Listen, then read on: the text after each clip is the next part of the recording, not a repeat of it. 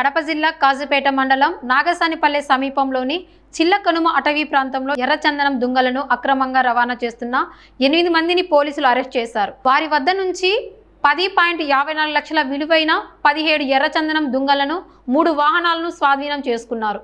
Mydukur DSP రాంజప్రసాద్ తెలిపిన వివరాల ప్రకారం కాజుపేట ఇన్స్పెక్టర్ వంశీధర్ వచ్చిన సమాచారం మేరకు పోలీసులు అటవీ శాఖ అధికారులు సంయుక్తంగా దాడి నిర్వహించారు. ఈ సమయంలో అశోక్ లేలాండ్ వాహనంలో దుంగలను లోడ్ చేస్తున్న నిందితులు పోలీసులు గమనించి పారిపోవడానికి ప్రయత్నిస్తుండగా వారిలో 8 మందిని అదుపులోకి తీసుకున్నారు. ఇంకా కొంతమంది నిందితులు పరారీలో ఉన్నట్లు తెలిపారు. కేసులో పాల్గొన్న ఇన్స్పెక్టర్ వంశీధర్ మరియు సిబ్బందిని డీఎస్పీ అభినందించారు. అందరికీ నమస్కారము.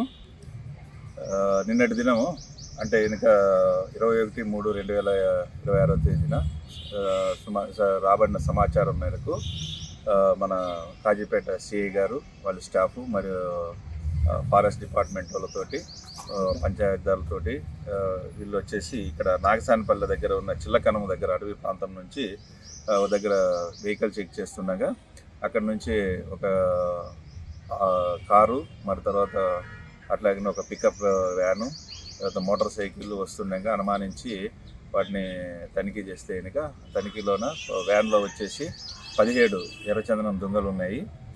దానికి సంబంధించి వీళ్ళనంటే విచారిస్తే ఈ కారులో ఉండేటోళ్ళు వాళ్ళు తీసుకొని పైలట్గా చేస్తూ ఉన్నారు కాబట్టి వాళ్ళని అరెస్ట్ చేయడం జరిగింది.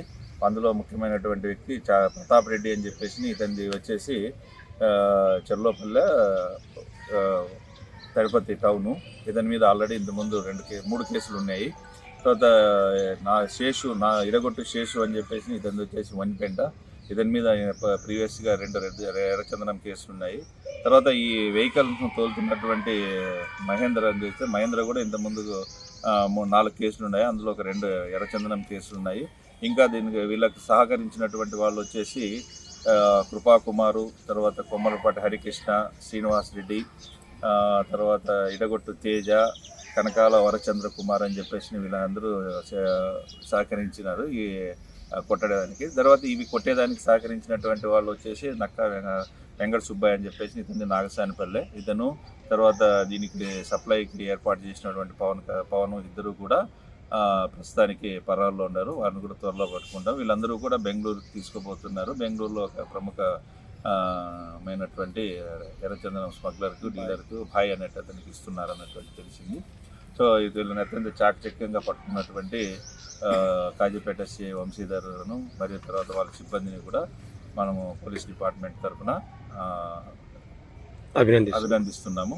సో ఇవన్నిటికీ కూడా ఇవన్నీ కూడా మనము గౌరవనీయ ఎస్పీ గారి యొక్క ఇన్స్ట్రక్షన్స్ మేరకు వాళ్ళ యొక్క దిశానిర్దేశంలో ఈ కేసును మనం ట్రేస్ చేయడం అయింది. దీనికి సంబంధించిన టెక్నికల్ సపోర్ట్ అంతా కూడా అక్కడ నుంచి ఇవ్వడం జరిగింది.